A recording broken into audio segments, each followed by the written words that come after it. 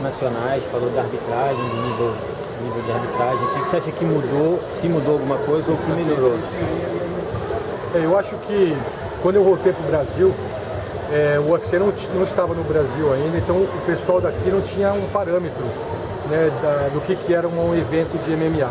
Depois que o UFC veio para o Brasil, o brasileiro começou a medir, a copiar o UFC. Eu acho que foi muito melhor para o mundo do MMA hoje aqui no Rio. A volta do UFC deu um parâmetro para os promotores de eventos nacionais. Eu acho que melhorou muito de um ano para cá.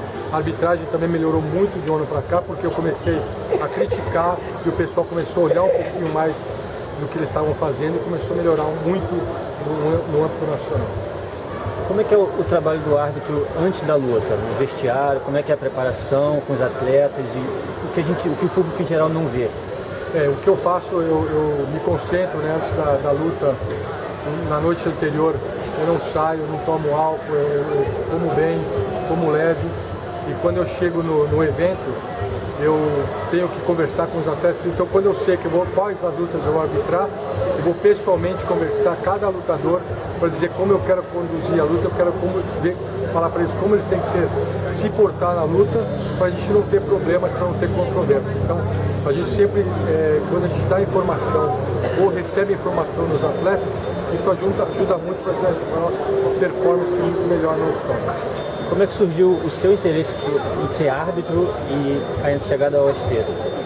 Eu acho que foi um pouco sem querer, né? Porque o meu pai já vem de arbitragem, meu pai foi para as Olimpíadas, então eu acabei aprendendo que meu pai e meu tio eram os únicos árbitros internacionais que podiam ministrar cursos de arbitragem no Brasil. E eu, quando era pequeno, eles me usavam para cometer as faltas nas clínicas. Eu acabei aprendendo mecânica de movimento, como se portar no tatame. Então isso me ajudou muito a ser o que eu sou hoje. Mas eu ser árbitro do UFC foi mais ou menos sem querer, como eu falei na minha palestra. Eu perguntei para o John por que ele é o único árbitro do UFC e ele falou que estava procurando alguém para ajudar. Eu me ofereci e estou aqui. E hoje em dia, muito lutador tem usado a arbitragem, tanto o árbitro como os juízes laterais, como desculpa justificativa para uma derrota. É difícil ser árbitro de MMA? Difícil não é, né? Você tem que saber das regras. O que é mais difícil no MMA é você ter que decidir o que fazer na hora. Então isso que é onde você aprende com o tempo, né? Então acontece uma vez, você pode até errar aquela vez, mas você nunca mais vai errar no mesmo erro. Essa é a maior dificuldade do árbitro, é você não atrapalhar na performance do lutador. Qual a luta que você achou a luta mais importante para você, ou a mais emocionante, uma luta especial para você? São duas lutas especiais para mim, né? Uma luta é a primeira luta de disputa de cinturão, porque antigamente o John McCarthy era o único que fazia as lutas principais.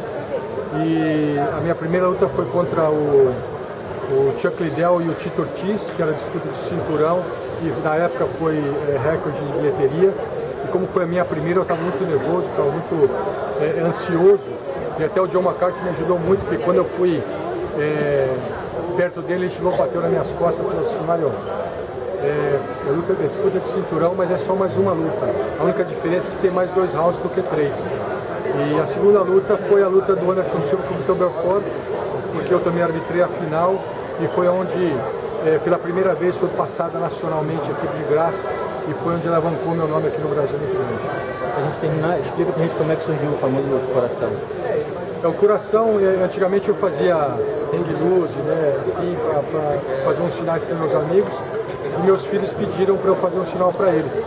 E como eu amo muito meus filhos, eu fiz o coraçãozinho e deu muita polêmica entre os lutadores, né? Uns chamam de restart, MMA, e acabou que quando é polêmica a gente continua, então a gente sempre faz aí, e agora virou uma marca registrada. Valeu.